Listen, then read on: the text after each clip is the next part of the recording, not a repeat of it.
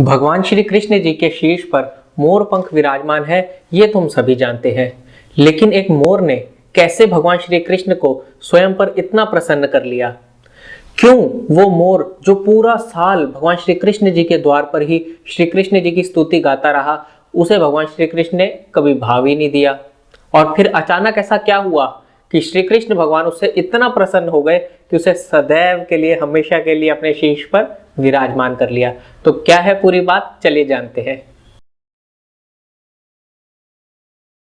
दोस्तों, एक मोर था जो भगवान श्री कृष्ण जी का बहुत बड़ा भक्त था। वो हर रोज सुबह सुबह तैयार होकर नहा धो के पहुंच जाता था भगवान श्री कृष्ण जी के द्वारे और जोर जोर से भजन गाता था।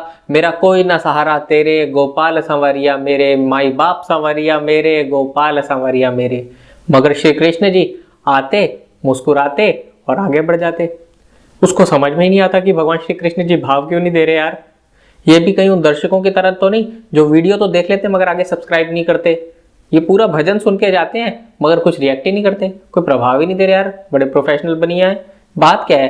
अरे लाला, हम पर भी थोड़ा सा प्रसन्न हो जाओ। तो उस मोर ने सोचा शायद जो है ना, अभी थोड़ी कंसिस्टेंसी की जरूरत है। मैं हर रोज भगवान को प्रसन्न करूंगा।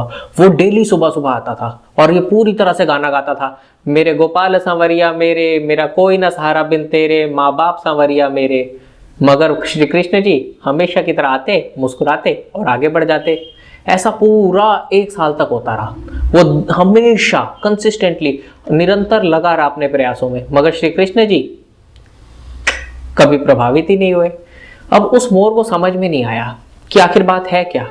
मैंने भगवान की उनके सम्मुख, उनके द्वार पर इतनी अधिक स्तुति कर ली, लेकिन फिर भी भगवान मुझसे प्रसन्न ही नहीं हो रहे, क्या कारण है?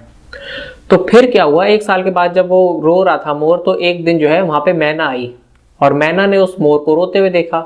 मैना बड़ी हैरान हो गई, कमाल है, भगवान श्री कृष्ण जो सबके दुख हर लेते हैं, उन्हीं के द्वार पर आकर कोई मोर इतना रो रहा है। और कुछ भी समझ नहीं आया उसको। उसने कहा कितना अभागा है ये मोर, इतना बदनसीब। वो गई उस मोर के पास, उसने उससे बात करी कि क्या बात है भाई, क्यों रो रहे हो? तो मोर ने कहा कि देखो ऐसे ऐसे है, पूरा एक साल हो गया मैं हर रोज भगवान के द्वार पर उनकी स्तुति करता हूँ, उनका भजन गाता हूँ, मगर कोई भी फायदा नहीं हो रहा। वो मुझसे प्रसन्न ही नहीं हो रहे। वो आते हैं, मुस्कुराते हैं और आगे चले जाते हैं।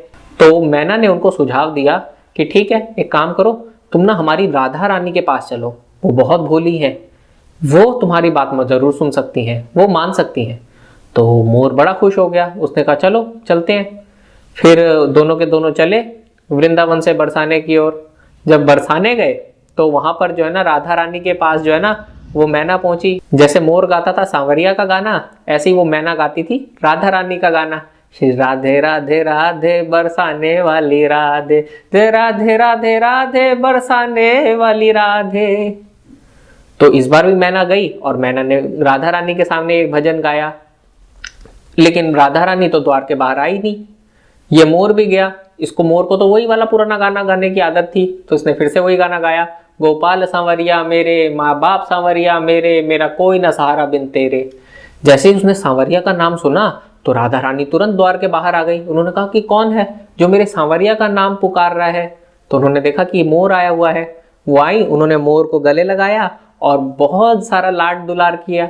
मोर भी बहुत खुश हुआ। मोर ने कहा कि राधा रानी, आप तो सचमुच में बहुत भोली हैं और बहुत अच्छी हैं। मैं तो श्री कृष्ण जी के द्वारे एक साल से उनकी स्तुति कर रहा हूँ, मगर कोई परिणाम नहीं निकला। तो राधा रानी मुस्कुराई, उन्होंने कहा अच्छा, ओहो, तो ये बात है। इस बार एक काम करना, फिर से वृंदावन जाओ और श्री कृष्ण जी के सम्मुख इस बार सांवरिया वाला भजन मत गाना, बल्कि राधा रानी वाला, मेरा वाला जो राधे राधे वाला गाना है वो गाना, वो जरूर तुम पर प्रसन्न होंगे। उन्होंने कहा भोली मैया, मैं आपको छोड़ के कहाँ जाऊं? तो मोर ने कहा ऐसा, लेकिन राधा रानी ने कहा मेरी बात मानो, एक बार ऐसा करके जरूर देखो, तुम्हें पक्का कुछ ना कुछ रिजल्ट मिलेगा। तो राधा रानी की आज्ञा थी, वो कैसे टालता। उन्होंने जय श्री राधा कृष्ण किया और आ गए जी वृंदावन वापिस से। इस बार जो है ना, सुबह सुबह फिर से आए मोर और तैयार होके फिर से उन्होंने जो है ना गाना गाया श्री कृष्ण जी के द्वारे। कौन सा? जय राधे राधे राधे बरसाने वाली राधे। अब जब जैसे ही राधा रानी का नाम सुना तो सांवरिया आ गए भागते हुए। अब जैसे ही सांवरिया आए भागते हुए और कहा मोर तुम कौन हो, कहकर फौरन उसको गले से लगा लिया और मोर सरप्राइज्ड। मोर ने कहा वाह भैया, बड़े सही हो, जब हम पार्टी बदल लिए तो आ गए हमें गले लगाने, वैसे तो हमको कभी पूछते भी नहीं थे। तो कृष्ण जी ने कहा, भला राधा रानी का गाना गाने वाला तुम मुझे बहुत प्रिय है, तुमने राधा कृष्ण के लिए गाना गाया, तुम मेरे लिए बहुत प्रिय हो गए हो, तुम 1 साल से मेरे लिए गाना गा रहे थे।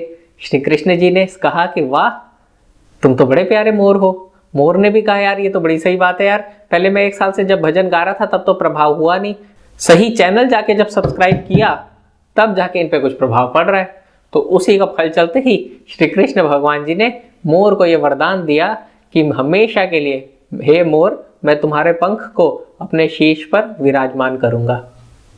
दोस्तों, आपको ये हमारी कहानी कैसी लगी हमें ज़रूर बताइएगा और हमारे चैनल को सब्सक्राइब ज़रूर कर लीजिएगा। धन्यवाद।